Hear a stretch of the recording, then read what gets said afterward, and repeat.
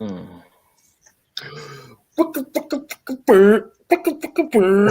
Ladies and gentlemen, what it do? We got the Atlanta Falcon Nation crew in the building today on Thursday. No. This is the heavy hitters, all right? Heavy hitters crew. Get it right. Hold You can't have the heavy hitters without Miss Maggie T, though. So that ain't the heavy hitters. Wow, you see, God, bro.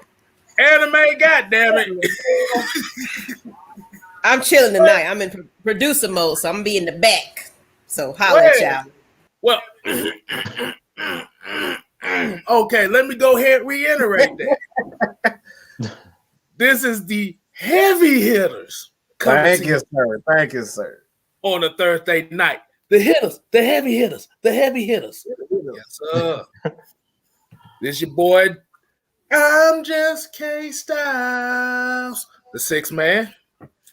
To my left, you know him as the calm before the storm, the voice of reason, Mr. Jude Talk Sports. What it do, homie? And of course, as y'all know, at the bottom here, we have the man you love to hate and the man you hate to love. The mad scientist, the Matt Ryan lover, Mr. Mad Mike Sports. What it do, fellas? How we doing this evening? Feeling good, dog. 1 week away from the draft. Officially 1 week away from the NFL draft. Oh, man. And yeah, I know that's right. And hopefully I won't be on dial-up tonight. Hopefully I got this straightened up. Hey, me too. Are you joking? Me too. Exactly. Hopefully that's right. So yes, this is kind of an impromptu show tonight we got going on. We just want to talk about a few things. But before we do, you know how we do it on a heavy hitter show. We got to shout out the people in the chat already ready. Like I said, we got the nation in the building. We got Atlanta Nation in the building. We got John Kelly. What's going on? Michael Walker, Nathan, Eric McDowell Jr., Delfinito. Make sure I say that right. What's going on, homie? We got Jamari Williams. We got Joseph Thornton, Millie Mills in the building, Tony Wright, YMOF Jamal. We're gonna say the rest of them later. We got to get to a couple of these topics. Mike, you want to go ahead and bless us with how we're gonna present to them tonight? What we talking about? I'm about to bust their ass with just something controversial that they just don't want to hear. Let's just go ahead and say this.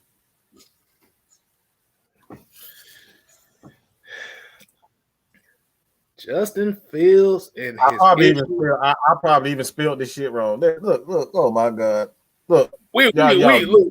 We already know what it is. So perfect. I told y'all I'm not a damn expert. I'm not an expert. I'm not a teacher.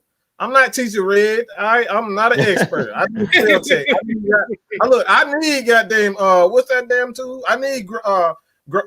I need that. I need that too. All right. But look, I think this is a really, really, really bad. I think this is something. For me personally, when you look at this issue concerning Justin Fields, this is incredibly troubling for me personally. This is something that's near to me. Kevin as well. We've all kind of dealt with this issue in some way or another. This is nothing to laugh at. All right, there's really nothing to laugh at, and this is a quarterback, and we've seen the issue of running quarterbacks in the NFL. These guys get hit a lot, and we're talking about just not like pocket quarterbacks. Guys like Matt Ryan, guys like Tom Brady. These guys get hit a heck of a lot, And when you have players like Luke Kuechly retiring because of head injuries, John Abraham ultimately retired because of his concussion issues, and he's having issues outside of football right now that is deeply troubling him. This is a major concern. I know doctors are saying, oh, it'll be no issue, but how can you be so certain when you're talking about a guy with a brain condition? This is a brain issue. This is a brain condition. And it makes a lot of sense. And I'm just going to say this on top of it. And this is one of the reasons why you got to be careful about what you say about certain coaches and certain organizations, because these are the things that comes out later, and you wonder, like, you get upset about why they didn't treat Justin Fields a certain way, why he didn't get the job, why he didn't, this is probably one of the main reasons why Kirby Smart was uncomfortable with having him starting at Georgia. This is a major concern. This is the issue that they kept from us. They kept this vital information away from us. So you got a quarterback that's getting hit in the head constantly and hit constantly. I don't know how he's gonna, rebound from these times, because he hasn't had a lot of time. This is last season he didn't, start. I think he's had one full season at quarterback, and that was his junior year, I believe. Might have been his sophomore year, but that was his first year last season. Not this past season, but last season. It was his first full season as a quarterback. He's only had one full season at quarterback. So the question I have for you guys, KSTYLZ and Jude, how bad, is this a major concern for you guys? Because for me personally, like I said, I think this is a major, major red flag, and this cannot be ignored. I think it most so depends on what he does to kind of manage it. But from what I've read is, like I said, he deals with a lot of medication and, going to the doctors and stuff, because a lot of people don't know about epilepsy. Like you said, it's pretty much, like you said, it's like brain. It's like you get a big series of not concussions, but seizures possibilities. But the thing is, they're only triggered by certain things, especially when you're old. Well, like I said, once you get older, it may not come as frequent. But some people have to kind of take medication to kind of manage it. See, like I said, a lot of people don't know about me. As growing up, I dealt with seizures myself. I didn't have a lot of seizures where it would be considered epilepsy, right? That my experiences with seizures, and especially with my families, it concerned them, because it'd be in certain situations where you may get one of these episodes and your family don't know if you're gonna live or not. Right. I had 3 major seizures. Like I said, from what I've told, I had 3 major seizures, and 2 of them I possibly could have died. So, but I wouldn't say, like I said, the only thing I would say be concerning, you as the coaches and as the organization for whoever drafts him is definitely going to have to monitor him and make sure that he has the right doctors to help him get treatment. And like Miss Maggie T, like her son, he gets seizures like crazy too. Like I say, he got the epilepsy. So that it's like, this is not a laughing matter. And I know a lot of people will watch us and we talk about how Justin Fields is not, Falcons ain't gonna get him, and we don't do it. But like I said, we're not talking about that. We're talking about something that is serious, that's beyond football. That's beyond football. So you want, like I said, at this point, you want to limit possibility of head trauma, which is rough in football because you're going to get head trauma no matter what. So, and like I said, the only reason I really know about the epilepsy thing and I can kind of feel for him as well is because a lot of people that's in the DMV area, my aunt, she actually was like a senior VP of the Epilepsy Foundation. So they do seminars and stuff, and you get a kind of like a brief on what it is and how to prevent it. Because usually once like it's really bad when you're young. But once you get older, it kind of manageable once you get older because your body is more developed and mature enough to kind of handle it. But at any time, it could come up just like that. And like you said, stress, heat, emotional damage, and all that stuff can trigger it real bad. So just as long as he got just as long as he has the right people around him, especially in the NFL, that can help him maintain it, I think he'll be all right. Yeah, I would say this. I think it's serious because anytime you talk about seizures, that's serious. Like Kstlyz was saying, I haven't experienced it myself, but anything that you can possibly die from is serious. Do I think that should be a reason why a team should have a cause for pause to draft him? No. As long as you have a good medical staff, as long as he's taking medication for it. He's played at the highest level at Ohio State when he was at Georgia, and he seemed to didn't have any problems from what I've heard. This recently has come up that they're saying that he has epilepsy and he has seizures, and I don't want to ever say that that's not serious if you're having seizures. Now, one thing that I will say about Justin Fields' playing style is he needs to watch a lot of tape of Russell Wilson, a guy that knows how to protect himself. We talked about this in our last show. Whatever position you play, especially the quarterback position, we've seen Tom Brady numerous times. If he see somebody coming for him, he just goes down. I think the same thing has to happen with a Justin Fields. Like, I don't know if he's a guy that knows how to slide, because you guys know when we had Mike Vick, he didn't know how to slide. He didn't know how to protect himself.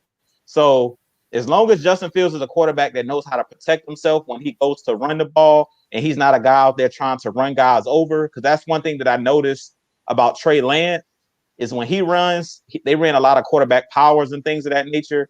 And he was out there trying to run guys over. I haven't seen that out of a Justin Fields. And if he comes into the NFL and protects his body, protects his head, and don't take those hits, of course you're going to take hits because that's a part of being in the NFL. But when he's outside of the pocket, he just has to be smart, because I really feel like a guy like Michael Vick, his career kind of was shortened, not just because him going to jail, but also he didn't protect himself. If you remember when he was here in Atlanta, he would jump, hurdle guys and things of that nature and get flipped over. He just didn't do a good job of protecting himself when he was outside of the pocket. So as long as Justin Fields is smart when he's out there, kind of like a Russell Wilson, like he needs to watch Russell Wilson, because that's who I compare him to. They're around the same size, and Russell Wilson doesn't take a lot of huge hits. Even though he runs a lot, he's very smart when he gets outside the pocket of knowing his surroundings. If he's near the sideline, he'll just veer out of bounds. He doesn't take the unnecessary hits. And that's going to be imperative for a guy like Justin Fields, especially if he's a guy that suffers from seizures and epilepsy. He doesn't need to be taking in any unnecessary hits. And if he comes into the league and say the Falcons draft him, I really think he needs to focus on not running a lot.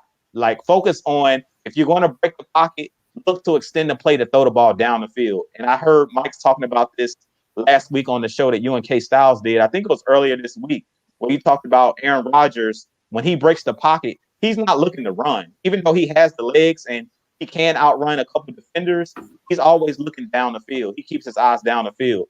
Same thing with a guy like Russell Wilson. To me, those are the guys he should model his game after. I know a lot of people love Michael Vick and exciting plays and things of that nature, but Michael Vick paid the price for a lot of those explosive plays.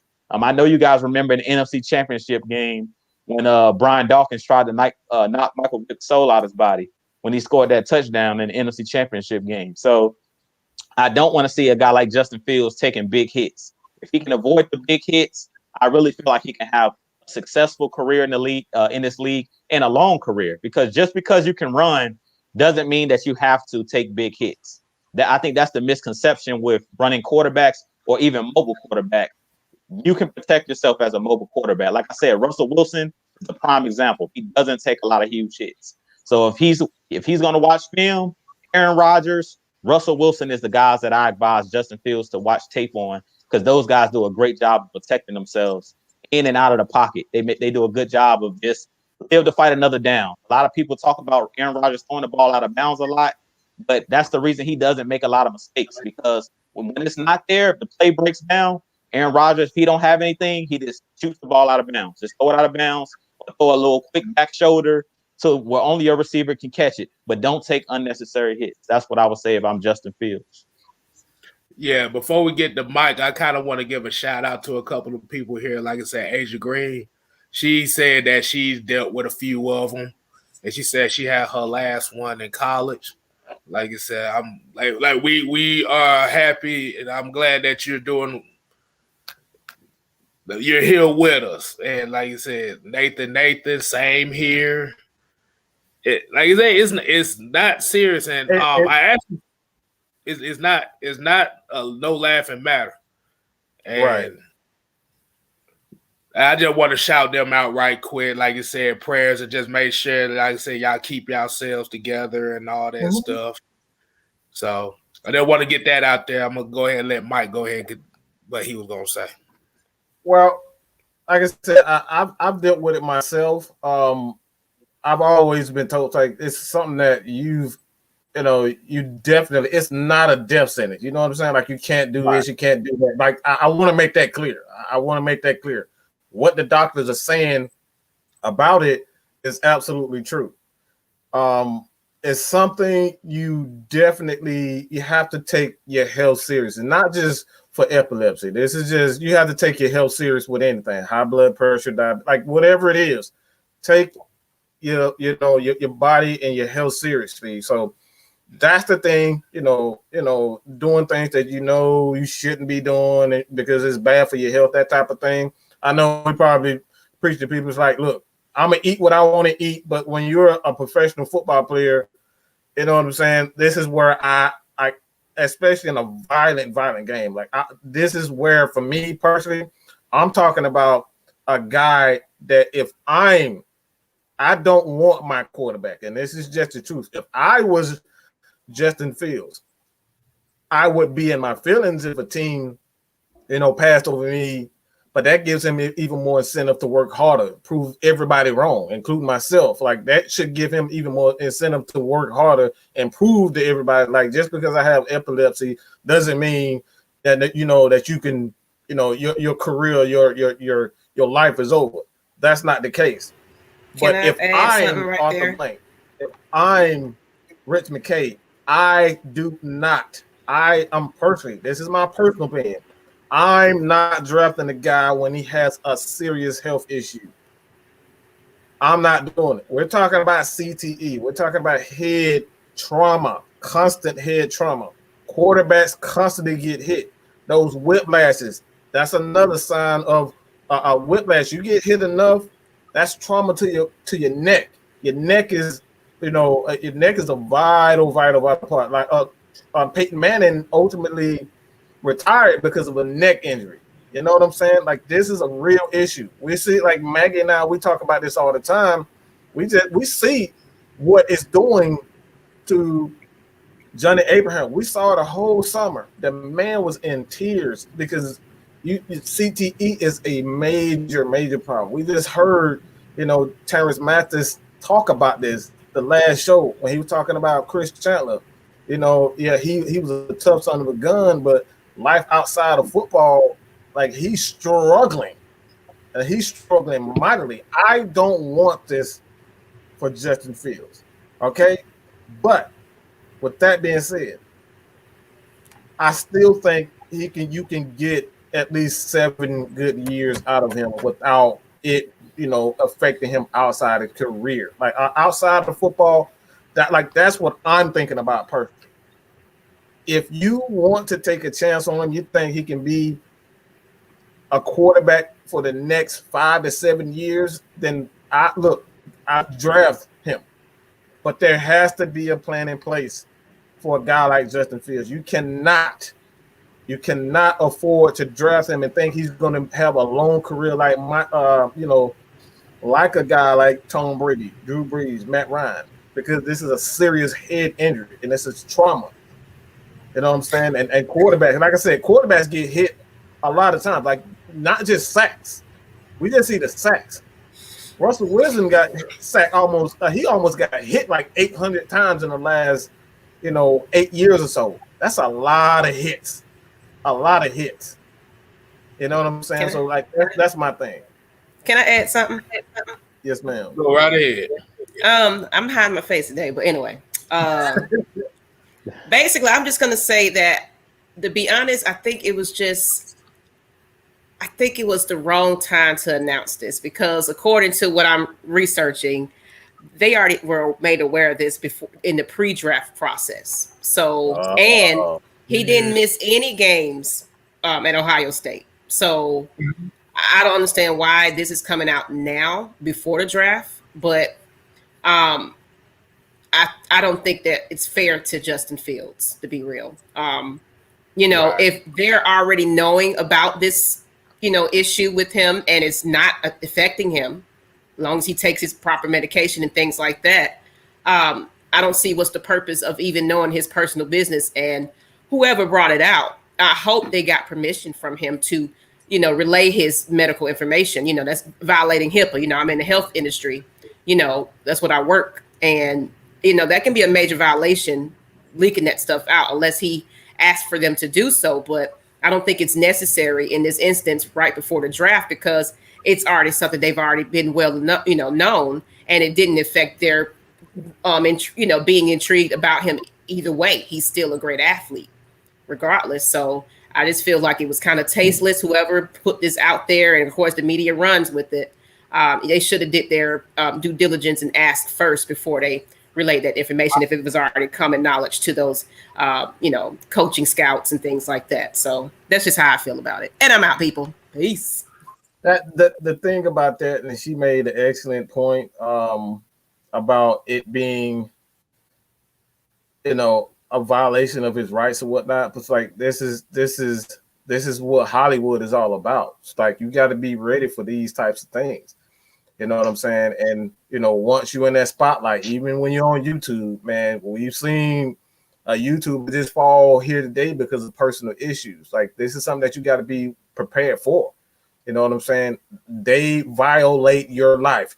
Once you are on this screen, like myself, Jude, Kevin, and you make yourself available to the public like this is something that you have to deal with. You know what I'm saying? So I think she's absolutely right as far as violating, but we've seen this, like they don't care. We've seen what they did to DMX. I mean, they pronounced this man dead 2-3 days before he even actually died.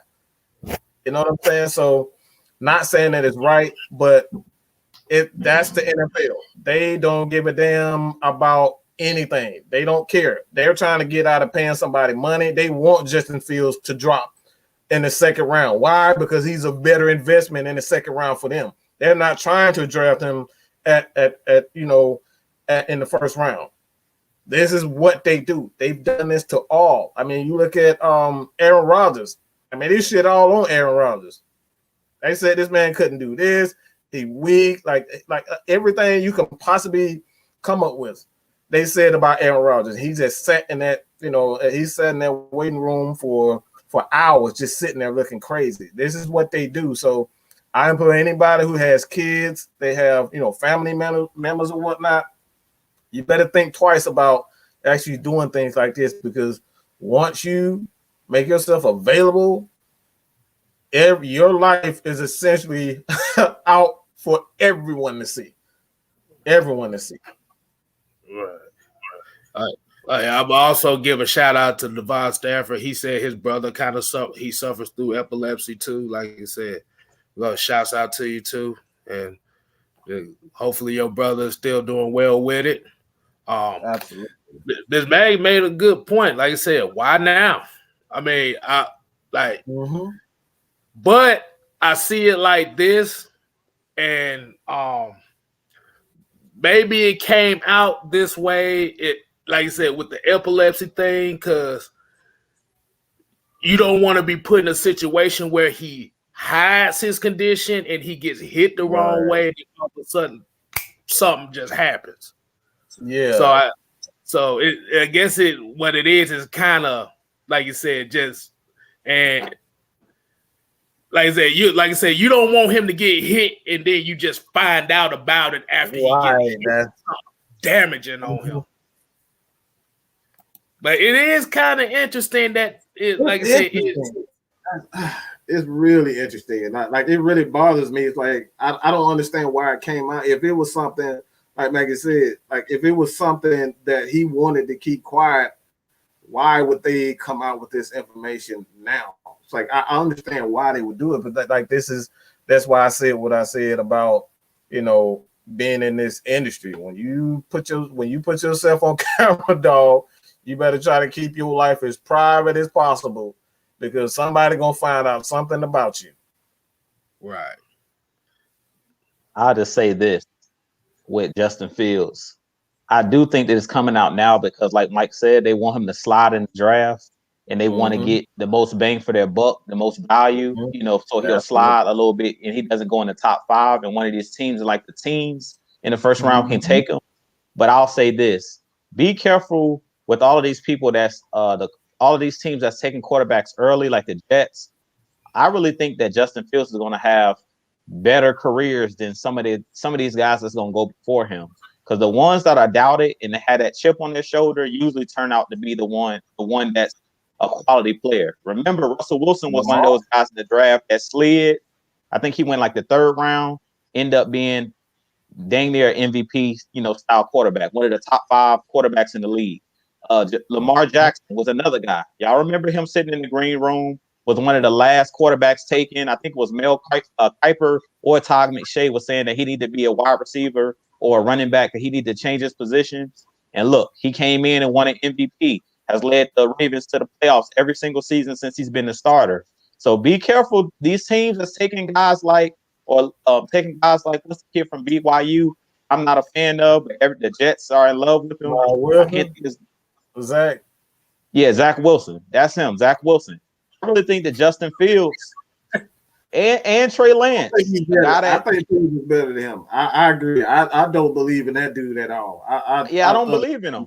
I think we got to be careful what we wish for. Like, I really think that all of this stuff that's coming out about Justin Fields is just going to be a bigger chip on his shoulder, and I really think that he's going to work hard to prove everybody wrong. Yeah, so very dangerous. Go ahead, Kstlyz. Zach Wilson. What have I been saying for the last 3 or 4 months about Zach Wilson? It's something off about this motherfucker that I don't trust. And then I turn on my phone today. I watched a clip on YouTube. I guess it was on ESPN or whatever the hell channel it was. Do you know that they said that a couple executives done compared Zach Wilson to Patrick Mahomes? What? Yes. It was anonymous, so we don't know who the hell executives we talking about. You know why they always anonymous, right? Because when they wrong, they don't want us to know who said it. They don't want to know when they wrong. It's always an anonymous source. An anonymous GM says, "Man, don't give me this. He's pretty good. Like compared to who? He's playing the Independents. He's an independent. They choose their competition. Come on, get out of with that mess, man." See, the thing about Zach Wilson, and this is the issue, and we're going to get back to the Justin Fields thing. I just wanted to get the Zach Wilson thing out. Yeah. The thing about the Zach Wilson thing, there was actually some scouting reports about Zach Wilson. Is the one thing about him is he is a big risk taker. He's not consistent as far as making the right throw. What I mean by making the right throw, I'm talking about planting and throwing. Like, he likes to gamble on certain throws. Like, he tried to play the NFL street style. So Yeah, like I said, Zach was. I don't. No, I'm not sold on him. And if he gets drafted to the Jets, his career is over because they ain't got shit. But like I said, just to end off on the Justin Fields thing, like I said, we gonna get more reports on how all this is coming up and stuff. But what we talk about as far as Justin Fields is just on the football side. But like I said, if he slides because of a health issue like this, I'm not gonna say don't. I'm gonna just say it like this: it may be a blessing in disguise for him if he slides because he'll get put in a better situation. And that's what I've always said. Like, I don't have an issue with the Falcons drafting Justin Fields. I have an issue with the Falcons drafting Justin Fields at 4. I want the best value for this team. I don't want to take a quarterback where you sitting up here, you're already paying Matt Ryan and the dead cap hit for him is $65 million, then 40-something million next year. And then you can't cut Matt Ryan, and then you got Justin Fields sitting for 3-4 years waiting on Matt Ryan to retire, and then you only get 1 year to really see if he's worth it. Like, that's not enough time to see if a quarterback is, not just Justin Fields, but 1-2 years is not long enough for you to see if any player is worth it. Like I said, we've said this before. It takes 3 to 4 years for a player to truly get it in the NFL. Only the special ones like Aaron Donald, Grady Jarrett, these guys peaking their second years. But it takes a player about year 3, year 4 to really truly get it and bring all their talent forefront. And I just don't think at that point in time drafting a guy in the top 10, any quarterback in the top 10, I'm not drafting him to sit behind Matt Ryan. I'm taking Justin Fields, Kellen Mond, these guys lower than 25. That's where I'm taking these guys. Okay, let's go ahead and we're gonna move on to the next one. Like I said, we ain't got no banners on. Like I said, we freestyling this thing tonight. So let's talk about an interesting development that has came up. I know this is kind of like a social media, like what? Kyle Pitts unfollows the Falcons on Twitter. What does that mean? And what do y'all think that means? Me, it don't mean a damn thing. I'm gonna just be real. It don't mean nothing to me. Because at the end of the day, we don't know what the hell the Falcons gonna do, regardless if he follows them or not. So I'm gonna go ahead. I'm gonna pass to whoever want to speak on it. Kyle Pitts, my guy. Hey, Kyle Pitts, man. I think it don't mean nothing. Him unfollowing, but I am getting a little bit nervous. The reason I'm getting a little bit nervous is because I'm hearing Kyle Pitts' name a lot around the Falcons, and when we was with the last regime, they never took the obvious pick. So that's the only thing that's kind of scaring me about the whole Kyle Pitts. Like, everybody's now like on the Kyle Pitts train. Everybody's saying like that's going to be the pick for the Falcons. That's going to be the pick. And I hope that Terry Fontenot and Arthur Smith, they don't do like the last regime and kind of try to take somebody else because everybody's saying that that's who we should take. He's the obvious pick.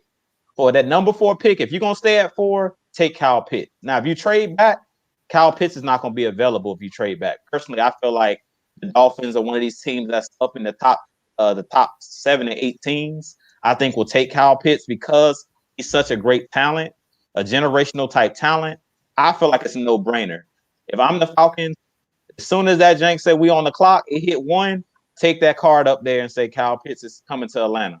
Like, I feel like he's the guy you go with. It's just the obvious pick. Like, just go with it. Like, I would come out right now and be like, of course they're not going to do this, but personally, I would have my mind made up. Like, at this point, if a team hasn't blown me away with their trade value, because evidently no team has blown us away with 3, 4, 5 first round picks or the picks that we want, because we've seen one of the teams, I forgot who the 49ers traded with a couple weeks ago, but they traded up to that third spot and they did it within a day or so. It was like the trade happened, and that was like a week or two ago.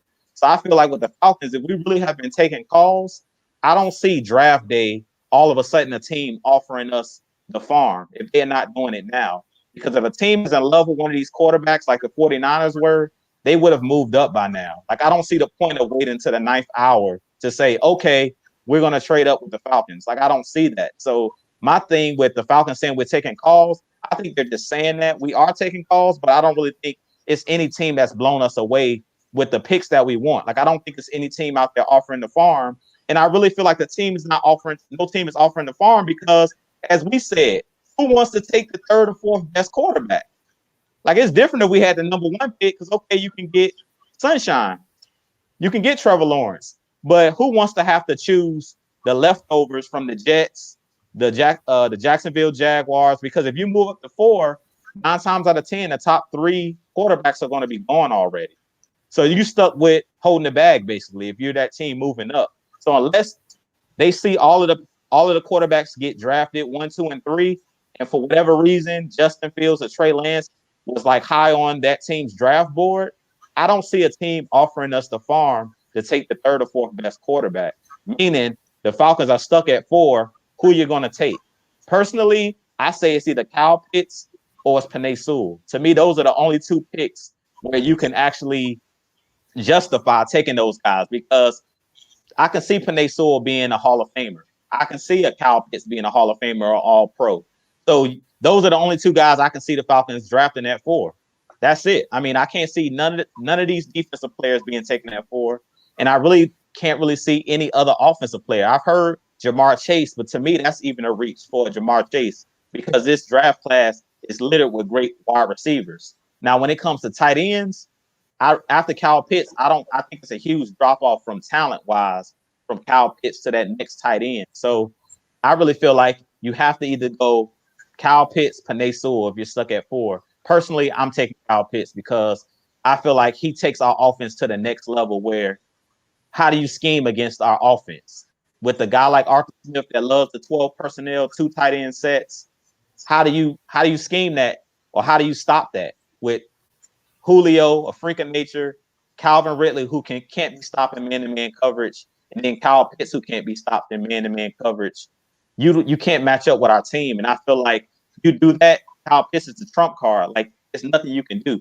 Basically, we got you set, checkmate. If we get Kyle Pitts, it's checkmate for any defense. The only problem I can see with our Falcons if we take Kyle Pitts is you're extremely top-heavy at that point, meaning the rest of the draft, you're really going to have to hit on those defensive picks because we know on the defensive side of the ball, we still need some players that can come in and be impact players. Now, I do think it's a lot of guys in this draft, later on in the draft, like with our 2nd round picks, we can find the edge rusher. The problem is you have to pick the right one.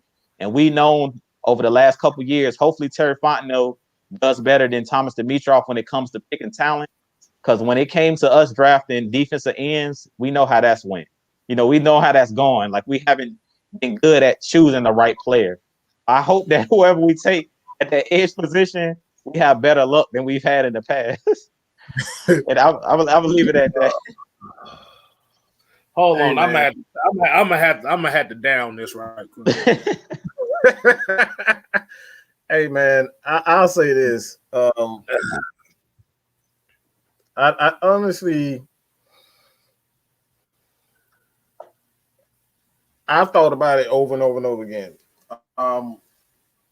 At this point, I honestly think it all comes down to scheme. Because again, I was doing film work, and one thing that I found out when I look at Arthur, and I like to go back and look at the coaches and look at the play call and the personnel that they use. And one thing that that stood out to me a lot, it really didn't matter which it really didn't matter which formation that he was using. Like he lined up in. One thing that he always did, he always attacked the middle of the field with his tight ends. If he wanted to create space with his receivers, get the ball deep, he always lined the tight end outside. So it'll force the safety to think twice about, okay, do I want to double the receiver, or I want to just, not pay a lot of attention to a guy like Jonnu Smith. And Kyle Pitts is just a better athlete. He has better hands than Jonnu, and you use him in that same capacity that you do with a Calvin Ridley and a Julio Jones on the outside consistently. And even this is something that a lot of people are not even paying a lot of attention to.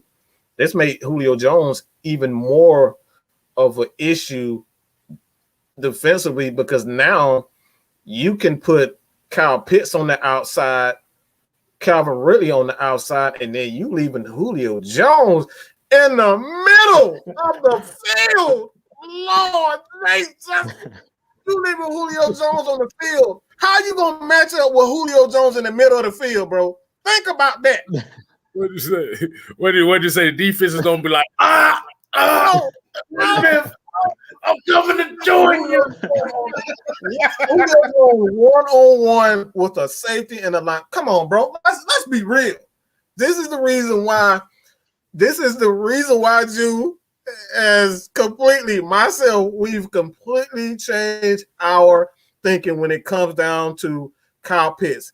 It makes Julio Jones so much more of a threat. It makes Calvin Ridley so much more of a threat. And look, another person that's going to see a lot of touchdowns, end zone scoring, and he just had 6 or 7 this year. Hayden Hurst. Hayden Hurst is going to eat. He's going to be like Garfield, all right? He's going to be like Garfield, smacking everything in fucking sight, eating everything in sight. Going to be like, get in my belly. That's what it's going to be. This is the reason why. It's all about matchups. And I know when you're drafting, you trying to look for that one guy that could be a superstar. But sometimes it's that one guy that's going to make your offense or your defense that much more of a problem. And this creates that problem because you have Julio. And now Julio doesn't have to run those deep routes. He don't have to run those deep routes. Therefore, guess what? He's not going to get as tired. You're going to see more Julio Jones in the short intermediate routes, and Julio on the short intermediate routes with your third best corner. And a lot of times, if you don't want your third best corner on Julio Jones, guess what?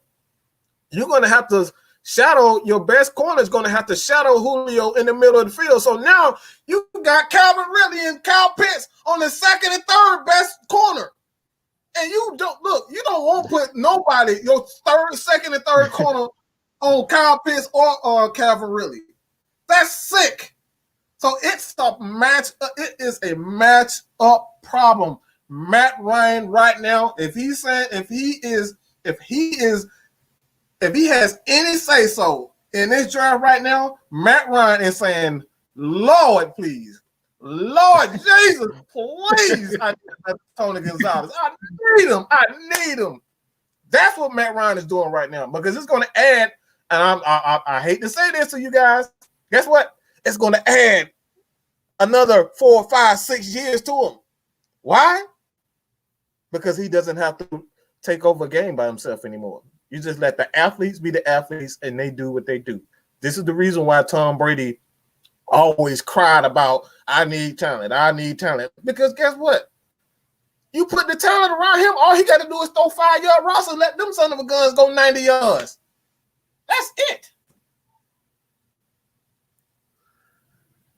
Yeah, because I'm thinking, because I know the reports kind of came out too, and they saying that the Falcons are asking for too much for that 4th pick. Like you said, you have to. That's a top 5 pick. I mean, you think you trying to buy a house with some Skittles, bro? It ain't gonna work. All right, come on, man. They should. You're not supposed to. But yeah, that's the kind of prime, like you said, that's kind of the prime position. Like if nobody's gonna trade with you for that 4th pick, you get the best value at that pick. Now, we could say the fourth quarterback or whatever leftovers Juice said about the quarterback at 4. Like I said, that's a good proposition, but you're not going to get the best value because that quarterback is not going to play right away. See, if you want the best value, you want somebody to start immediately if you're going to pick at 4. So that's what people are talking about as far as having value. You want guys to play immediately. It's just simple as that can go, man. As simple as that, man. It's really simple as that. So we want to open up these this Q&A, man. Y'all got some questions for us. This is the Q&A session. And good God.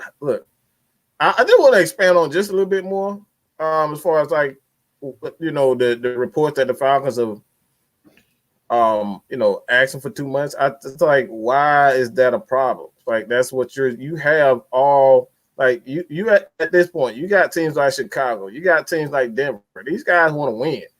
And I said this over and over again. We got to pay close attention to the money trail. The money trail. These owners just lost over $100 million just because of COVID. They are not trying to sit back and rebuild because we want to see it. They're not trying. They're trying to win. They're trying to get the best receiver. They're trying to get the best everything. They're trying to get the next star. These guys just lost a lot of money. You know, not just in the NFL. They have business outside. So they're trying to recoup all that money that they lost. So they're not trying to hear that crap. They're not trying to hear. That's why you see guys like, you know, teams like San Francisco moving up in the draft because they want to recoup that money that they lost. So let's not, you know, let's not pay too. We can't ignore how much money is a factor. It is a factor. Justin Fields, just because you draft a Justin Fields or a Trey Lance doesn't equal money opportunities. If we're not winning, guess what? We ain't making no money, and y'all ain't damn sure ain't coming to the game. Y'all barely want to come to the game. We in the playoffs, so y'all damn sure ain't coming to the game when we losing. That ain't happening. Right. But I wanted to shout out fan of Atlanta 365 earlier. He was talking about he appreciate the channel, and like I said, he watched us. So like I said, shout out to you. Appreciate the love. I know I didn't say it, but I'm on it now, so we good. So like I said, this pretty much gonna be the Q&A portion of it now. Like you said, we pretty much got what we wanted to talk out. So now this portion is y'all's, and I've already seen a couple questions, and I'm gonna start with fan of ATL 365. He said, which quarterback would you bring in for the Falcons? And I'm gonna start with this one. If by looking at all the prospects that they have right here, I would have to go with Jamie Newman. But before I get to that, it seemed like we got a $5 super chat. $5 super chat from Blackheart. He said, even if we're asking too much, try and cut a deal. We're supposed to aim high on our side. You got to for that fourth pick. Like I said, the value of that fourth pick, and it's dependent. And I think what the reason is because the teams that want to get in that spot are coming from them late teens to 30s. That's who want that spot. And then, like Mike said, a lot of these teams lost a lot of money because of COVID, because of the ticket sales and people not being at these games. Ain't nobody willing to take the chance. But we appreciate the $5 Blackheart, man. One love.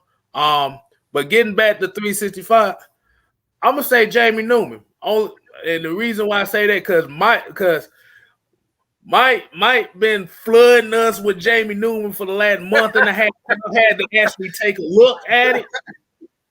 I had to take a look at him, and you have to look, and especially for a guy that you can get in the fourth round, he has the Justin Fields style as far as being a quarterback, because he has the running and ability he do too.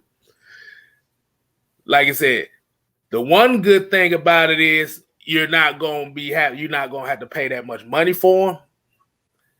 And like I said, even if you develop him, it's not even if you develop him, it's not going to cost you. Right. So once he comes in and you have the belief in him, see now the pressure's not on him because he doesn't have to have that tag as a 4th overall pick. Right. And that's the one aspect that we don't talk about as well is some folks that get picked that high might, like I said, there's a lot of expectations when you're getting picked that high, in regards of what position you play. So if you want your bang for your buck for the cheaper, like I said, I say Jamie Newman. Like I said, I like Kellen Mond as well, but I think out of those two, I think the sleeper might be Jamie Newman. I totally agree. This is like what I look at is how, again, I never look at, everybody look at prospect. Like my way of scouting players is completely different from most people. I don't look at a player and say, okay, this guy can run fast, this guy can, do this well and do that. Like I look at the coaching, I look at the coaching, how he calls plays, the quarterback, the receivers, what they can do. You put him together, like that's what I look at. And what I see with Jamie Newman is a guy that already, when you look at his, I went to Vanderbilt, when you look at him and how he threw the deep ball, he threw an amazing deep ball. Just go back and look at his throws. His deep balls were almost always on the money. It reminds me of a Patrick Mahomes. And no, I'm not saying he's Patrick Mahomes. I'm saying the deep ball, the ability to throw the deep ball. He's consistent with his deep ball. Where he's inconsistent at is that short intermediate route. That's something that has to be taught.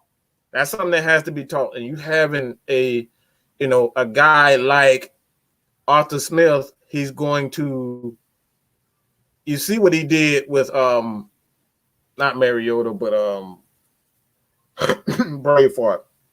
Ryan Tannehill. But you see what he did with Ryan Tannehill. Ryan Tannehill had a similar issues. He was through a great deep ball, but his short intermediate routes, they were extremely lacking. But with the running game, the play calling, using his legs, getting him out of the pocket so he can make easier throws for him.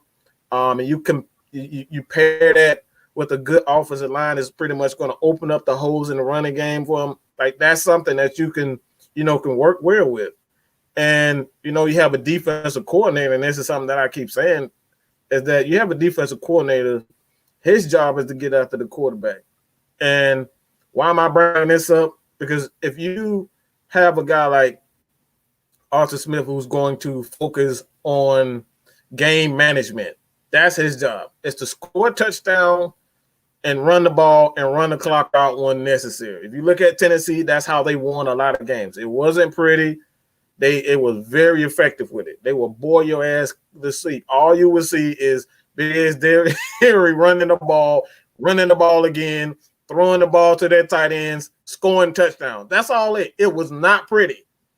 So you pair that with a defensive coordinator that wants to get after the quarterback and wants to be aggressive, that's a perfect marriage. Because now you got the lead, and now you got an offense that can't, you can't, as a defense, you got to take more chances against a guy like Arthur Smith. And you take a chance on a quarterback like Matt Ryan, you take a chance on a quarterback like Matt Ryan sending the blitz. Matt Ryan is one of the best quarterbacks, if not the best quarterback against the blitz. Him and Tom Brady, Drew Brees, you don't want to make a habit out of blitzing those guys. You know what I'm saying? You don't want to make it. You got to make sure that you get home with those guys. And off the time, you got to have a defensive tackle. So if you pair him, Jamie Newman, with a guy like Arthur Smith, who's going to slowly, methodically teach him how to be a quarterback. This was about, even when Aaron Rodgers was a quarterback, you come back, it took him 3 years because he had to learn how to be a thrower. He always had the deep ball, but he had to learn how to develop the inside, the short intermediate routes, when to throw it, when not to throw the ball. Juice said it earlier, when to run out of bounds. He'll run around like Aaron Rodgers. That's what I love so much. And that's why I don't call him a running quarterback. He's not a mobile quarterback at all. He has the ability to run, but he's not a mobile quarterback. He uses his leg to buy time so he can throw the ball and get the ball to it.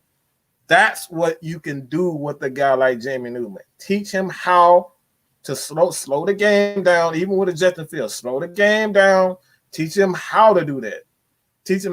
But it's more bang for a buck with a guy like Jamie Newman because he has those same qualities that Justin Fields, but you're not paying him $20 million to sit on the damn bench to do that. All right. Hey, before we get to Chris White on this one, I'm gonna let you take this next question here that I saw that I want him to kind of chime on. Santana asked, if we take Pitts at 4, who would you want in the second and third round ideally? So for the second round, I think the Falcons should look at taking that guard because I think it's a lot of offensive linemen like Leatherwood out of Alabama is a guy that I've been hearing that's a really good offensive guard in this draft, and I really think that we need to solidify the offensive line. So if we can take a guy, if we don't go with like Sewell with that fourth pick, I think with that second or third round pick, we should go offensive line. I could see us also going safety as well. I'm not too sure because I haven't really been hearing our guy Cisco. We love Andre Cisco out of Syracuse. I think he could be a guy in that second or third round. Even a guy like Richie Grant that we talked about out of UCF, we could possibly go safety, I think, with that second round or third round pick, or we can even go running back because that one question that you had pulled up, Kstlyz, prior to pulling up Santana, when he said what surprises that we might see from the Falcons. If we do trade back, and I know me and Mike hate this, but if we trade back in this first round, don't be surprised if, depending on how far that first round pick is back. Like if it's in the 20s, don't be surprised to see a Najee Harris in Atlanta. A Najee Harris, Travis Etienne. Don't be surprised because hey, Arthur Smith, as much as we hate you, we always say we don't want a running back in the first round because of injuries and things of that nature. I always look at the style of offense you run, and he was just talking about it with Tennessee. Yeah. They were a ground and pound team with Derrick Henry. King Henry was like their first option. So with this Falcons, we have Mike Davis, we have Cordell Patterson, but they may want to take that top-notch running back because we know where Arthur Smith's scheme, everybody, playmakers and everything is predicated off the run. So he might look at that as, man, I need me my own style of Derrick Henry. He's not Derrick Henry and Najee Harris, but he's the closest thing to it in this draft. So he might look at it as Najee Harris is a big guy. He's not Derrick Henry big, but he's a big dude. I've seen that dude working out. He's not a little right. He's not little guy. at all. So he might look at that, being that we picked up those extra picks, maybe another first round pick next year, maybe a second or third round pick this year. He might say, hey, because it's no edge rushers, that's that guaranteed guy that could possibly come in. That's not going to be a project. He might say, hey, give me Travis Etienne or Najee Harris because those are the guys that could come in day one and produce like I was talking about. I talked about it in my last video I did on my channel, Drew Talk Sports, with Calvin Ridley. If you guys remember his first year in the league, he came in, hit the ground running. He was a guy that pretty much took Mohamed Sanu's place. So one thing with skill position players like running backs, they usually come right in and hit the ground running. When Christian McCaffrey was drafted by the Carolina Panthers, he came in that first year, hit the ground running, became a star. Saquon Barkley with the New York Giants, same thing. Ezekiel Elliott, his first year with Dallas when they went 13-3 in 2016, came in and led the league in rushing. So don't be surprised if the Falcons do decide to trade back. I know everybody's like, well, if the Falcons trade back, they're going to go defense with like one of these corners like Patrick Surtain. I wouldn't be surprised, depending on how far back we trade in that first round. They might say, look, let me get Najee Harris because he's a guy that's going to fit my offense perfect. And if they do that, I won't be opposed to it because Mike made a key point last week. And I hate that I wasn't on the show with you guys because I love the point that Mike made. Everybody's talking about the Falcons are building for the future. But Mike made a great point last week in y'all last show talking about we're not giving Arthur Smith 2 and 3 years to lose. When you're a first-time head coach or you're just a head coach, period, taking a job, we all know the NFL is not for long. So he has to come in here and prove, because this is his first time being a head coach. He has to prove to the fans, he has to prove to this locker room that he knows what he's doing. These players are not going to want to hear, well, we're building for the future. You got guys in this locker room like Matt Ryan, Julio Jones. They've been in this league longer than Arthur Smith. So they're looking at him like, hey, look, dog, we don't want Julio looking at him like he was looking at DQ on his way out. Like, look, dog, I want to win. I ain't got time for this. Like, I ain't got time to waste. I'm just being real with you. That's one of the things that Lee Smith said coming into Atlanta. He didn't want to play with a rookie quarterback because he says, I don't got time to waste. Lee Smith was getting ready to retire. It's the same thing like Julio. We don't know how long, even though Julio's still playing at a high level, him and Matt Ryan, we really don't know because Julio to me is a different dude. We don't know if Julio wants to play until he's near 40, like Larry Fitzgerald. He keeps talking about, Julio's great. But Julio may say, I'm seeing all this stuff with CTE and things of that nature. I've made enough money in my career. I don't want to play anymore. Look at Calvin Johnson. He left the game early. Look at Barry Sanders. When you're not winning Super Bowls, Andrew Luck is another guy. When you're not winning, trust me, guys will walk away from this game. So we've talked about it numerous times, and I know I'm kind of all over the place. But as fans, I think we've taken our superstars for granted because we look at Julio as like an alien, a freak of nature. And at the end of the day, he's a human being. He might decide to walk away from the game, especially if we have another losing season like last year. Guys don't play this game just for the money. Some guys actually play to win and want to win championships. And if we're not putting, if it doesn't look like we're putting a team on the field right now to win, these players feel that. They know that. They know if you're actually out there trusting the process and trying to build for the future, or if you're actually legitimately putting them in the best chance to win now. So I think Mike made a real good point, and I just wanted to point it out that Arthur Smith doesn't have 2 and 3 years to win. He has to win now. The time is now. When he got this job, they said, if you guys remember in that original press conference, right after we fired Dan Quinn at the end of the season, or we fired Raheem Morrison, those guys, when they talked to Rich McKay and Arthur Blank, they talked about winning now and being able to build for the future. So they didn't just say, we just want to build for later. So all these people that's talking about the quarterback, we got to keep in mind that we have a team now ready-made to win, not just in the future, but right now. And the players that's on this team, like Matt Ryan and Julio Jones, they don't care about tomorrow. They care about right now because they're in their prime right now. This is their chance. Their windows are closing. Yeah, we might have, bring in another quarterback or whatever we decide to do. But at the end of the day, these veteran guys that came to Atlanta, like Ron Harmon and these guys, they want to win right now. Dean Pease, he ain't got too many tomorrows left. Dean Pease came out of retirement, so he's ready to win right now. He's not looking for the future. Exactly. All right. We're going to go ahead. We're going to get to this $5. Super chat from Mr. King Quest 710. He said, what if the Jags want the 4th for Pitts after getting Lawrence and they give you their 2 first rounds and more picks on that? Would you take that deal?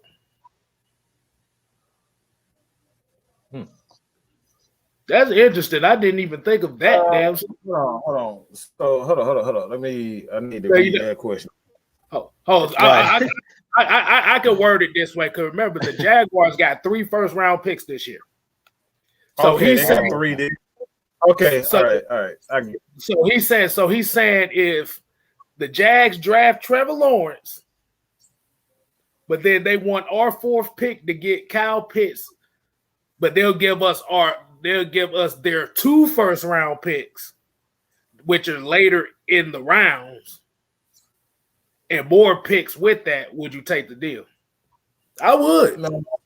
I wouldn't, because it's still we keep forgetting that financially we just don't have the money to keep those first rounders. So it's like, if I were to do it, like, they can keep that, but they can give me their future first round picks, because, like, again, this is the reason why we keep saying we don't need to draft a quarterback at 4, because we just don't have the damn money. We broke as hell, man. That first and foremost, we don't have the money.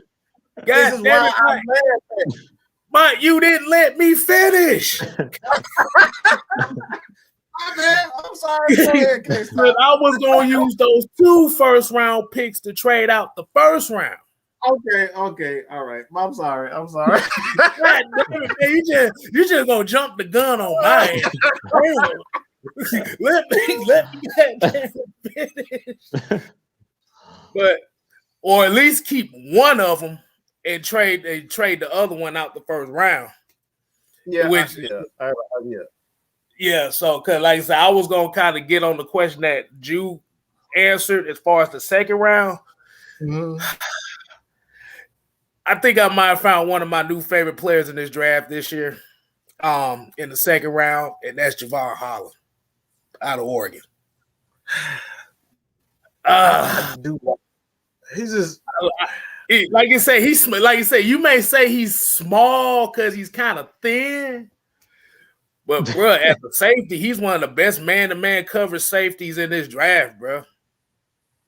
And that versatility right there is something that intrigues me.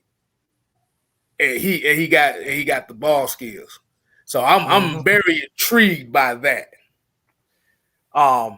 Third round, I was just gonna say Quincy Roche out of Miami, because I know Jalen Phillips and Greg Rousseau probably won't be there.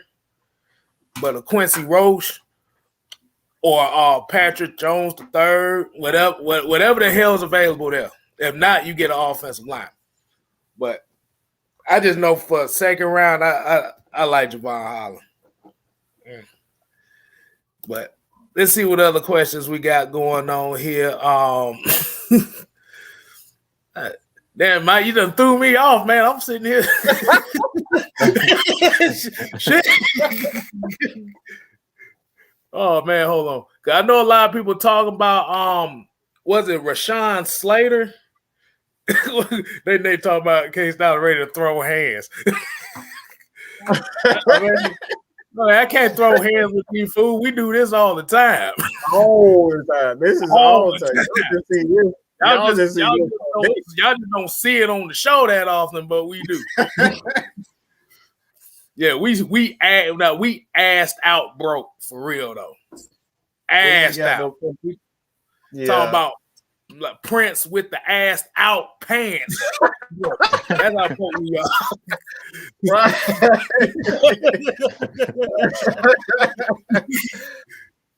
I do like Holland. I do like Holland. Like you said, man, that's the only thing I don't like about it. Yeah. It's just yeah, but if it's a surprise that happens with the Falcons, and I would see, and it will be a gamble, but I think it will work well. If the Falcons did trade back around that 20 spot, like Ju said, Najee Harris, I'm looking at Javen Collins. Out of Tulsa, the linebacker out of Tulsa. Yeah, he got a whole lot of versatility that I do like. Ooh. Yeah, Zaven Collins is tough. Yeah, he's a guy that can play the edge. He can do a lot of different things. That's why I say there's a lot of linebackers / outside linebackers / defensive ends in this draft that you can go with in the second, third round. Like, I've been seeing your guy in a lot of mock drafts for the Falcons, Basham, Boogie Basham. He's been a guy that I've seen a lot in they saying we would take him in the second or third round if he's still there. But I did a whole video on just the edges in this draft. You got the kid from Texas. I like, I can't think of his name right now, but he's a guy that I think could be a really good edge for us. Zaven Collins could be a good edge. it's like a lot of different guys. The guy from Georgia, Azeez Ojulari, he's another guy that's out there that could be a really good edge. Kwity Paye, like it's a lot of guys. It's just my biggest thing is you have to know how to use it. So whoever we go with, I think that they should really, talk with Dean Pease, because I think being that he's running the defense, he'll know what guy will fit his scheme the best. I mean, there's a lot of guys out there though. Like it's at least 10 names. That's why when I did my list, man, y'all should have seen my chat. My subscribers was fussing me out because I left Azeez Ojulari off of my list because it's so many guys that I forgot all about Azeez Ojulari, because it's like at least 10 guys that have high ceilings. You just don't know. Like you got both guys out of Miami, Jalen Phillips. Then you got the kid out of Penn State as well that a lot of people are talking about that ran like a 4.40. I forget his name. I think it's Oweh is his last name. Yeah, Jeremiah Oweh. Oh, man, yeah. Yeah. So it's like so many guys. It's just like, to me, my thing with those, these edge rushers and these outside linebackers, it's like they're all projects. We don't know what these guys are going to be. So it's like, if you're going to take these guys, it has to be somewhere either in the late first round or somewhere in the second or third round, because you just don't know what you're getting. Now, I don't know if Mike and Kstlyz, I don't know if you guys seen what's our boy that has the pass rush camp, the ex-Atlanta Falcon. I forget his name now. Chuck. Yeah, Chuck Smith. I don't know if you guys seen him talking about Greg Rousseau working with him. But him and Kstlyz Campbell basically tweeted out that he's going to be a beast. He said, don't get fooled by what all of these mock drafts are saying about Greg Rousseau. And to me, that's one of the biggest honors. When you have a player like Kstlyz Campbell, who's been an all-pro, he said that he's seen this kid, Greg Rousseau. He said he's going to be special.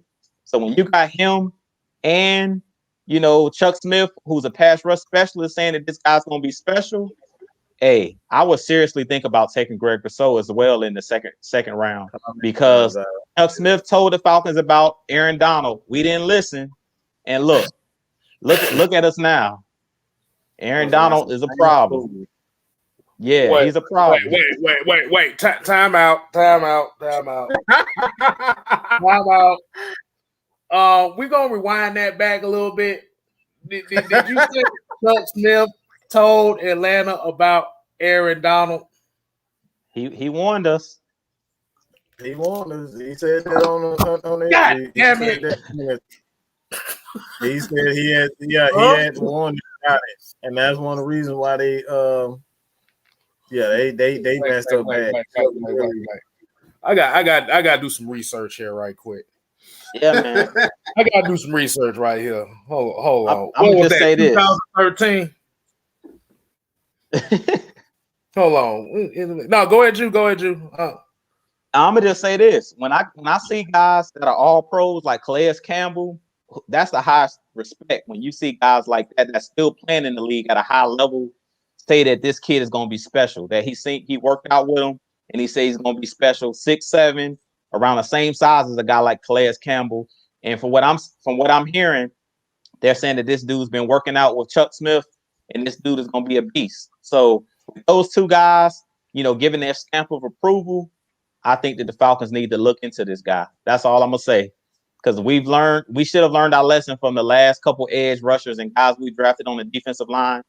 These guys are professional pass rushers. This is what they do.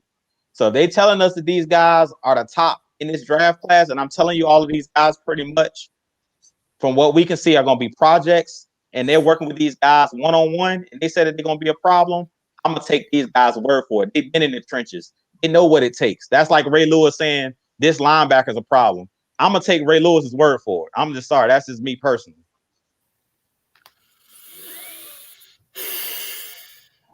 Yeah, I mean, I actually heard about that right when he opted out. That they said he was going to be working with him as soon as he opted out. Because I think I said that about a couple months ago, actually, about him. But hey, if Chuck Smith gives him the stamp of approval, we've learned that yeah, it's gonna be some stuff because, like you said, Aaron Donald, Von Miller, Khalil Mack, and you Pat. Hold on. That's the year we took Jake Matthews. Well, like I say, that's not a bad thing because Jake Matthews has been consistent, but God, it's more so that they could have traded back up. Like Aaron Donald was one of them. Yeah, they could have traded and got him. Like I said, you end up getting the Grady Jarrett, you know what I'm saying? And so it's a trade. Like I said, man, you can't get everybody, but like that's something that you come in from a guy like Chuck Smith. If he's saying Greg Rousseau is someone to focus on, like we need to pay attention. And I've said this before.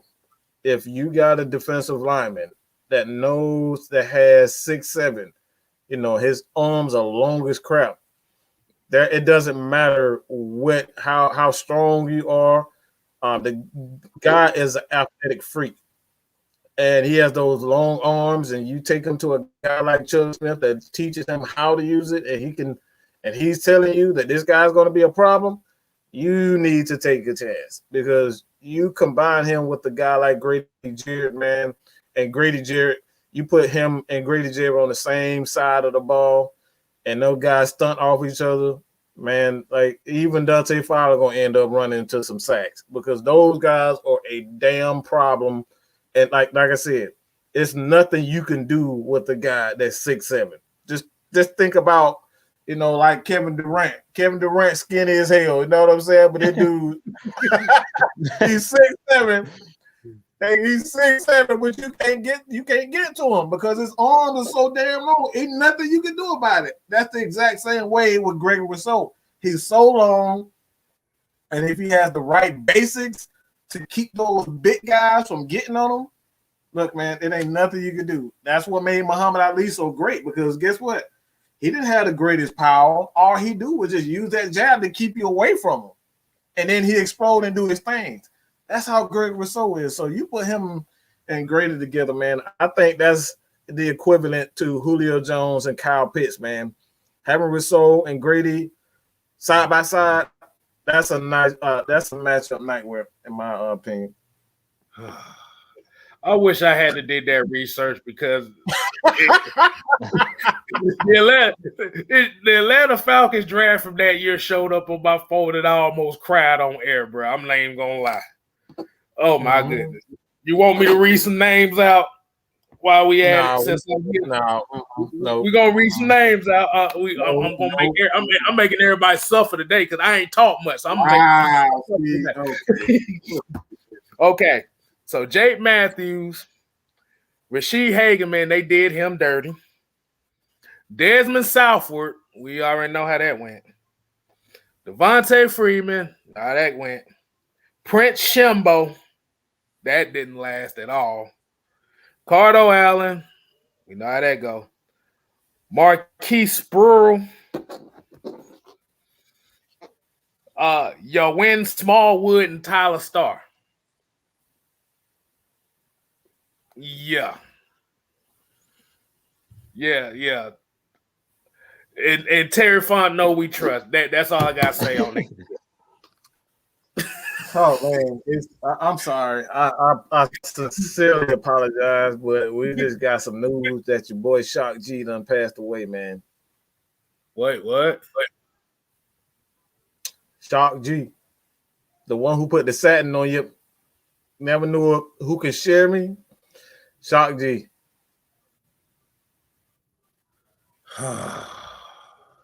Bro, what is going? I apologize, but that's the news going around that Shock G has passed away, man. Wow, 57 years old. Wow, that's yeah. I apologize, man, but my God, yeah, that's crazy, man. Wow, not the hump, not hump. Yeah, I do the humpy hump. to you, baby. I do the Humpty Hump. I do the Humpty Hump. Man, what the heck is going on? Bruh, I kid you not. We thought 2020 was bad. I had a feeling 2021 was going to be worse. 2020 one has actually been worse in these 4 months than half of 2020. We damn near lost everybody. Man, godly.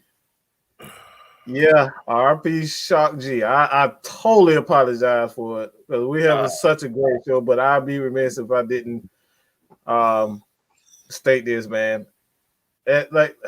Good God, we're gonna have a great year, man. We're gonna have a great year. We lost Black Rob last week. And how we lose shit. Yeah, man, Black Rob and Shot G. Oh man, all within a week. All within a week. That's crazy, man.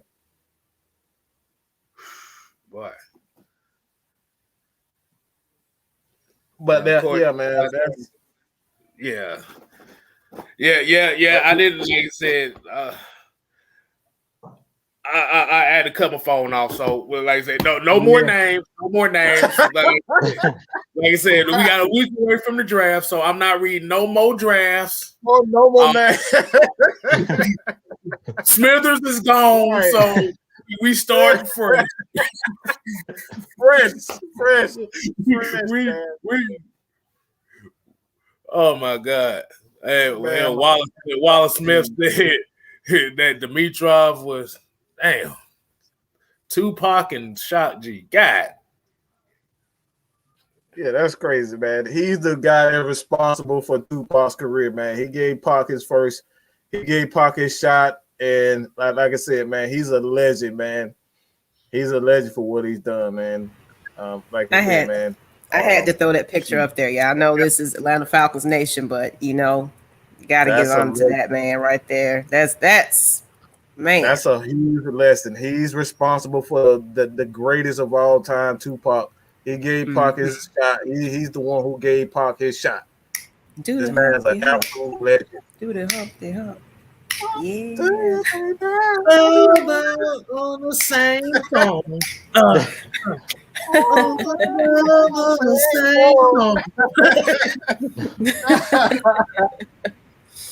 I had to throw it up there, y'all. Rest in peace to him, y'all. Dang. Hey, Maggie, make sure you keep a name on the recorded guy. He said somebody need to check out. Make sure you write that down and get that to me.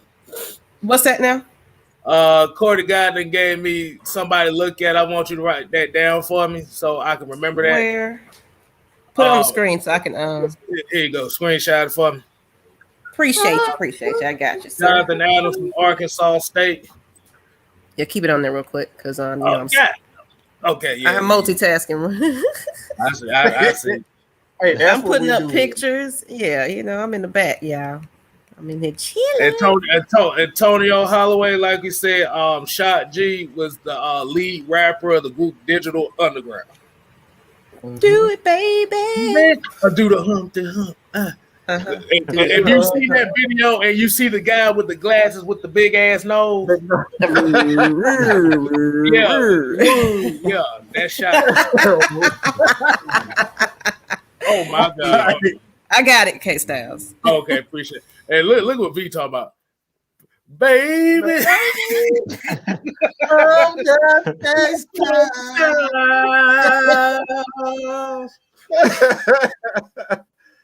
Oh man. Hey, we needed that laugh though, right there. Yes, sir. Yeah, I'm about to say we might as well go ahead and get that moment of silence for Shot G though, right quick, man. I don't know if you want to go ahead and put that picture back up, but give a 10-second salute.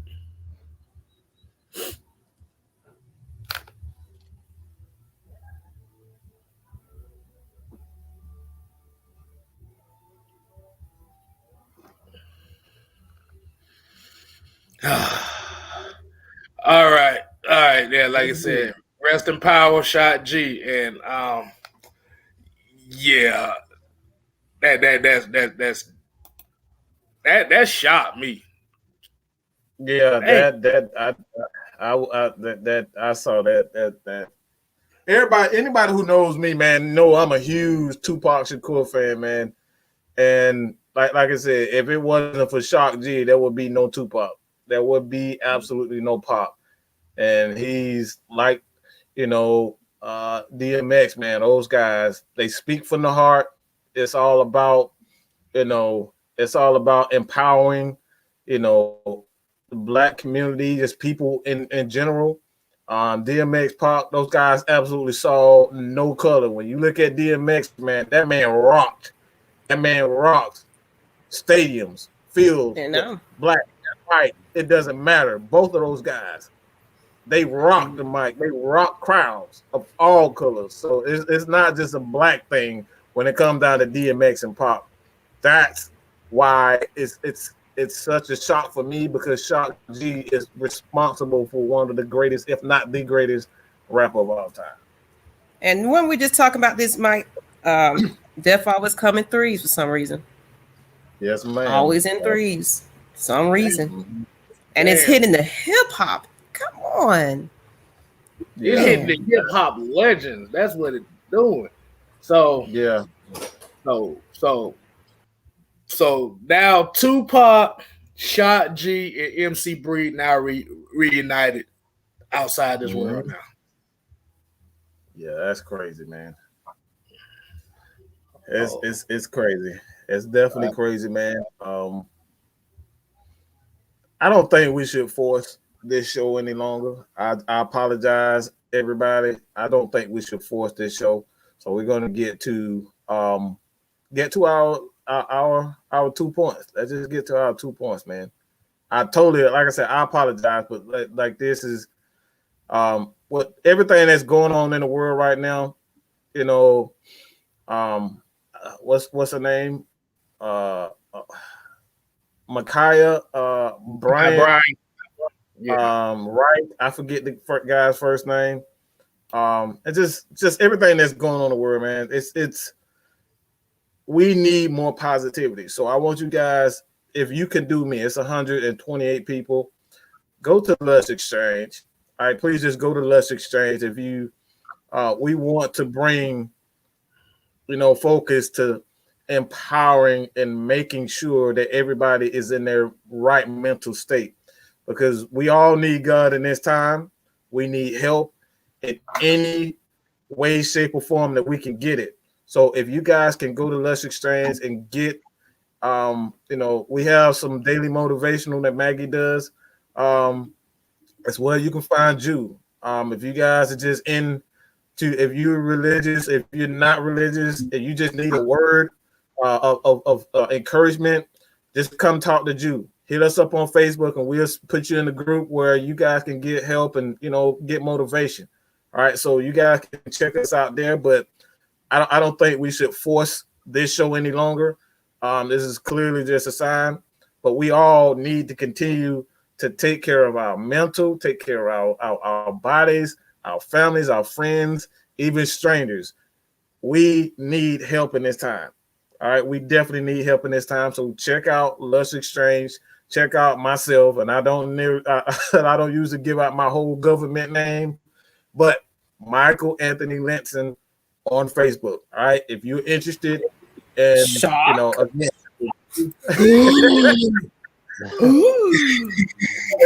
is that man's government name? The whole name. Check us out, man. Check us out. Lust Exchange. We will. That's the link right there. You got to announce the show, Mike. What the hell is it? Oh, the name of the show is the name of the show is the Mike and Maggie Show, where we're going to continuously give you nothing.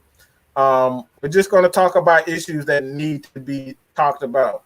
Again, this is where Atlanta Falcons Nation, we're different. We want positivity. We want to make sure everybody, they have at least somewhere to be where they can be encouraged.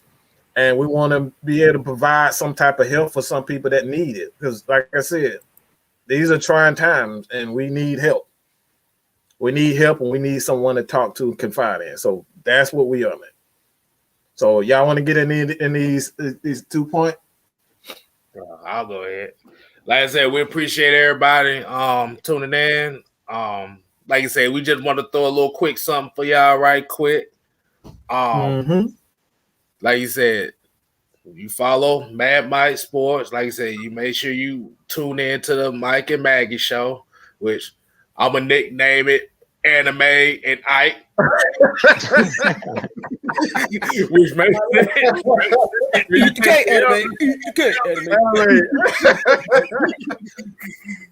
Lust Exchange is every Wednesday, John Kelly. Every Wednesday, and Mike and Matt show, Maggie show.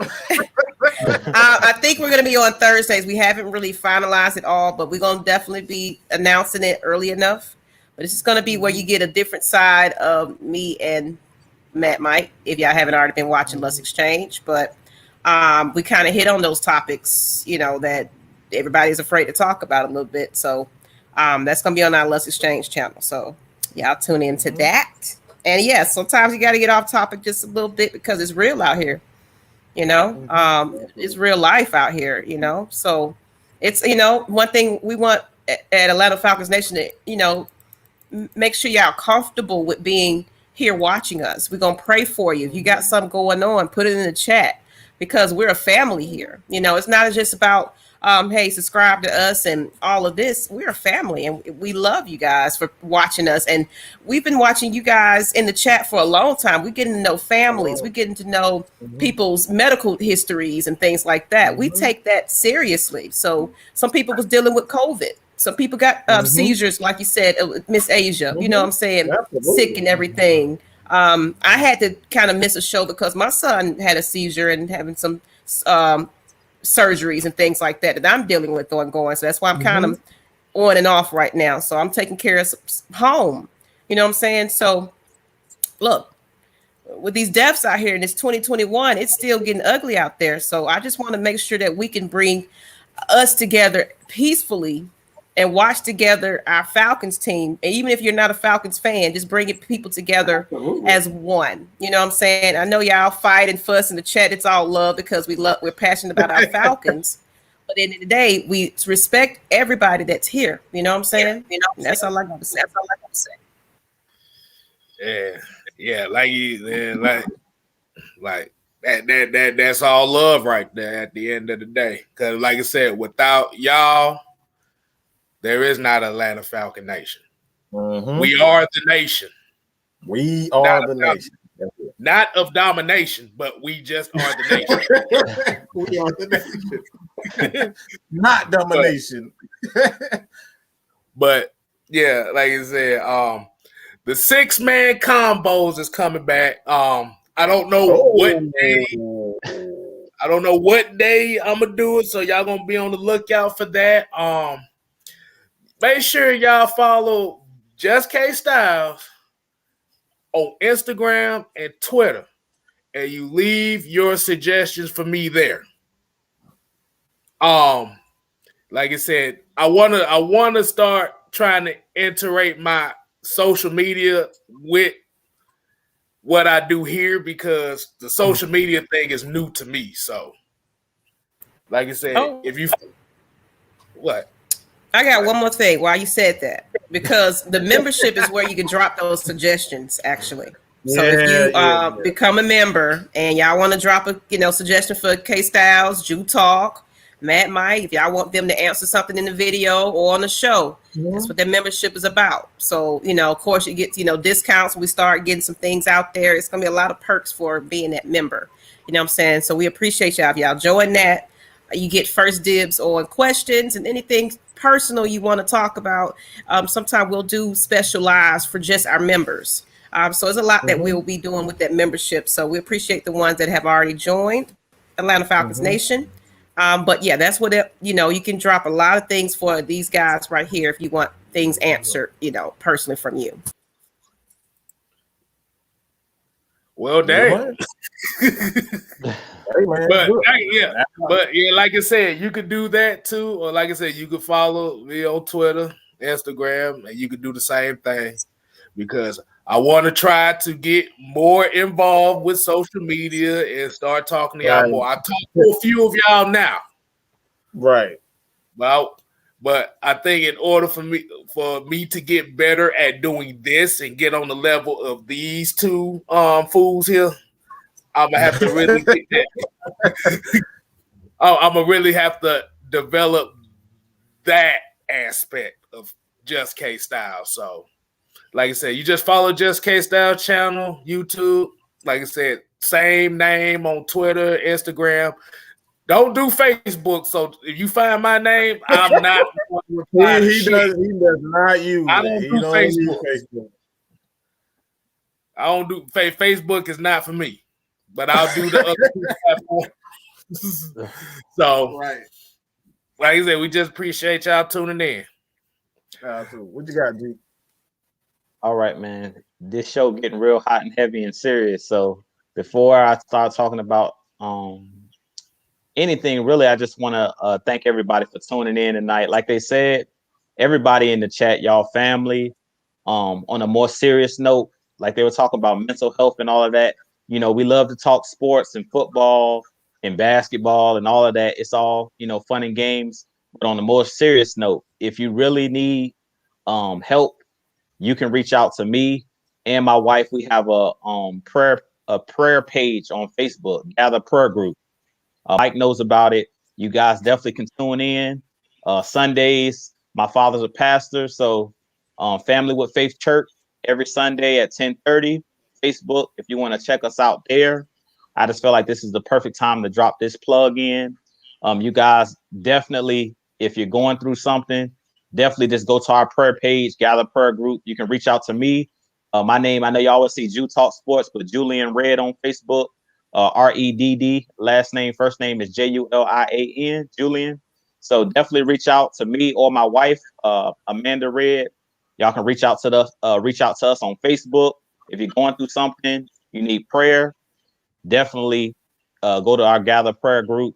We have a ton of people up there that's praying for you. Like I always tell you guys in my channel, I love you guys. Mm-hmm. You never know, like always good to tell your friends and family that you love them, because you never know when your time, to go home. You never know when it's, when God's gonna call you home. So with all of the rappers and all that's going on in the world, with all of these tragic shootings, police shootings and things of that nature, with all of the, hip hop artists that are passing away, they're in a better place. But we want to give these people their flowers when they're here, because you never know.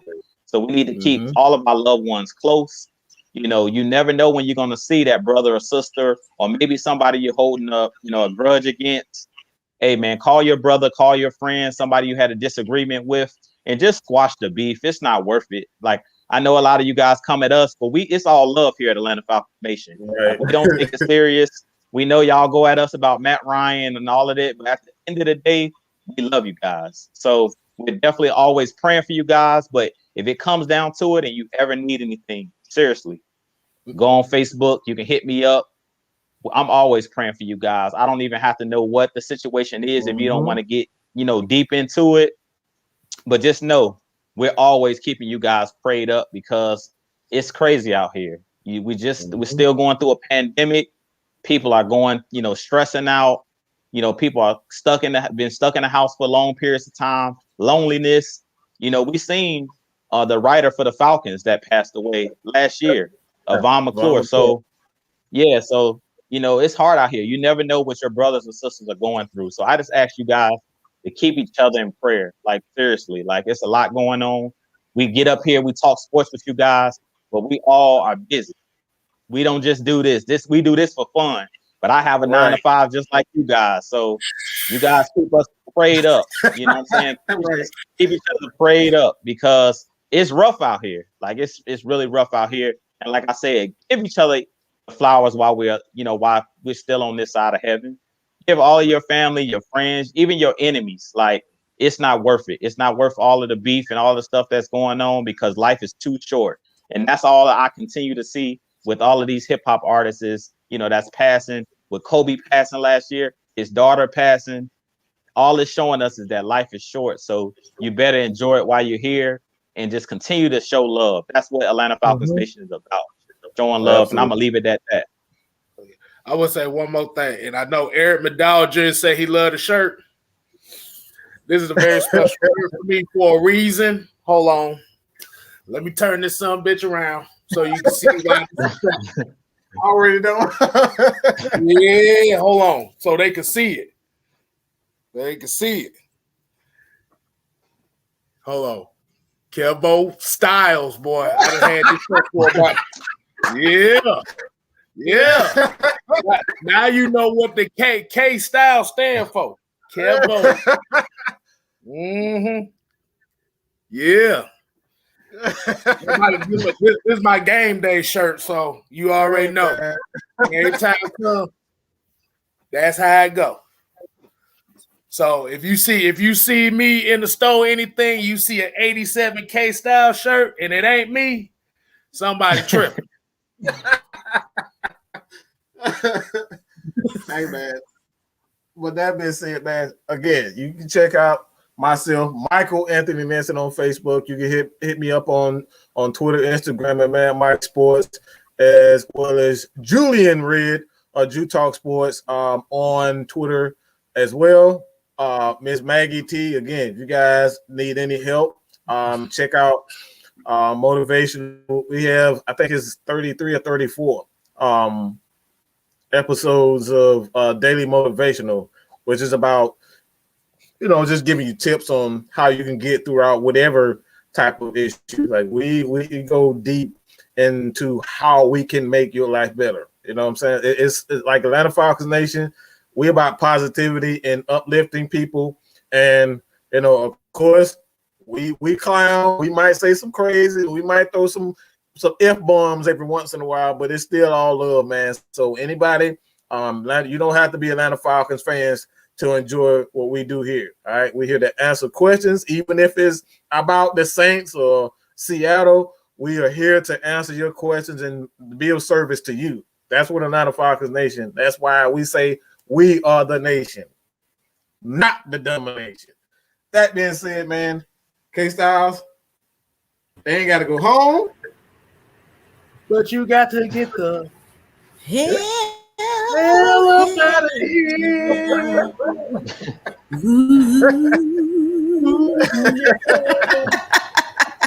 Atlanta Falcon Nation Friday Madness tomorrow. Yes, sir. And 6-man combo Saturday. Oh, I don't know what time. Oh. Yeah, y'all got the Thursday spot, so I got to take the Saturday spot. So, yeah. Oh, okay. Yeah. We ain't decided it's going to be Thursday yet, so. Hey, y'all we'll negotiate. We'll fight for it. Oh, yeah. Just letting everybody know we fight with Monopoly money over here, so we ain't got no real money.